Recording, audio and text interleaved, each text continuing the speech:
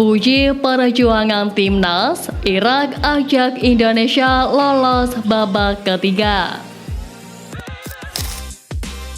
Gemuruh GBK bikin merinding sampai disorot media internasional. STY kembali buru naturalisasi demi perkuat timnas di masa depan.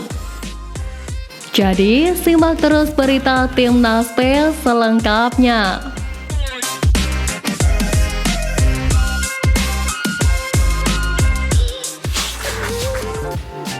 Puji perjuangan timnas, Irak ajak Indonesia lolos babak ketiga.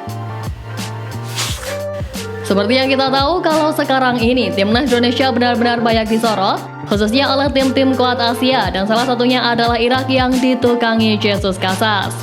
Juara Piala Asia 2007 itu bahkan menganggap kalau laga di Stadion Gelora Bung Karno berjalan seru dan juga penuh kejutan. Pelatih Irak Jesus Casas bahkan kini tak mau menganggap skuad Garuda sebagai tim yang lemah.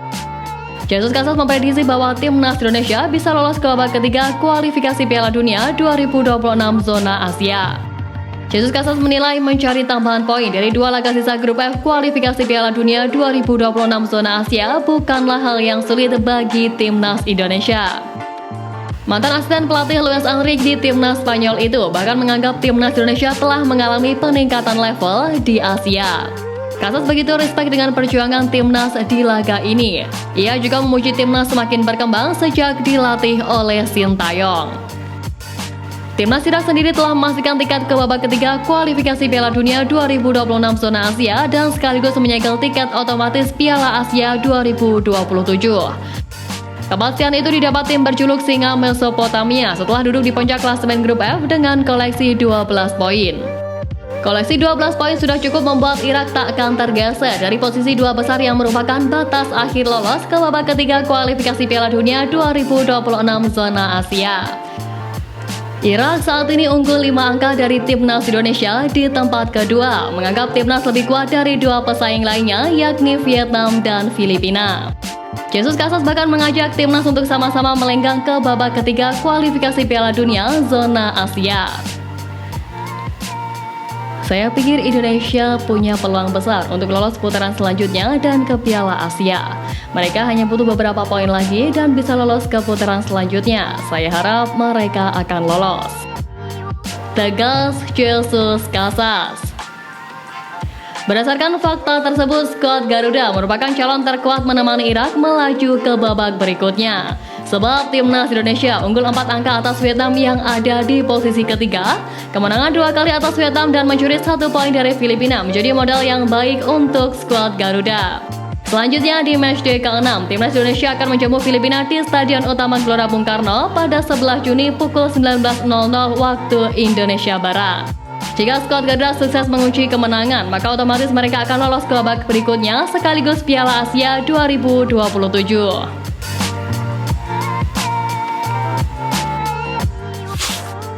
Gemuruh GBK bikin merinding sampai disorot media internasional. Jordi Amat mengakui cukup kewalahan dengan dukungan luar biasa dari supporter timnas Indonesia. Tapi ia juga sangat bersyukur atas antusiasme besar yang didapat oleh timnya. Hype timnas Indonesia sedang tinggi-tingginya, terutama setelah banyaknya kehadiran dari pemain-pemain keturunan. Banyak bermunculan kalangan baru supporter dari kaum hawa. Fenomena ini memberikan warna baru dalam sepak bola Indonesia. Laga sepak bola yang melibatkan timnas Indonesia kini tidak lagi didominasi oleh supporter pria. Dukungan puluhan ribu supporter pun memenuhi GBK untuk mendukung perjuangan skuad Garuda menghadapi Irak. Skuad Singa Mesopotamia sempat dibuat kader dengan gemuruh supporter. Hal ini juga diamini oleh striker timnas Rafal Struijk.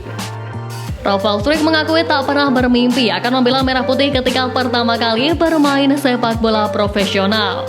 Rafal Struijk menjadi jebolan Akademi ADO Den Haag di usia 17 tahun.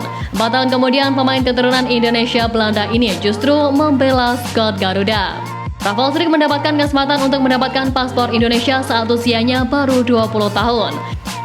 Pada media Belanda Live After Football, Rafal Strik menyebut jika dukungan supporter dan nyanyian lagu kebangsaan yang kerap berkumandang saat Indonesia berlaga membuat jiwanya merinding.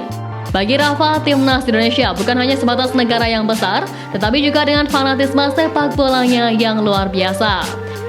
Rafal pun mengakui selalu dibuat merinding saat supporter timnas bergemuruh di stadion untuk mendukung timnas dan ikut menyanyikan lagu Indonesia Raya sama saat pertandingan yang baru saja berlangsung menghadapi Irak. Live After Football pun akan merilis wawancara lengkap bersama Rafal Strik melalui majalah edisi Issue 81 yang akan rilis pada awal Juni ini.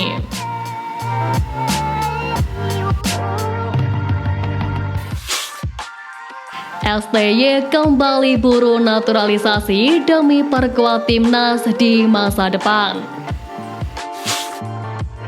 Pelatih timnas Indonesia Sintayong menyebut bahwa tim Irak memiliki kekuatan yang lebih daripada timnas Indonesia. Dalam 2 pertandingan sebelumnya, Irak lebih unggul daripada skuad Garuda.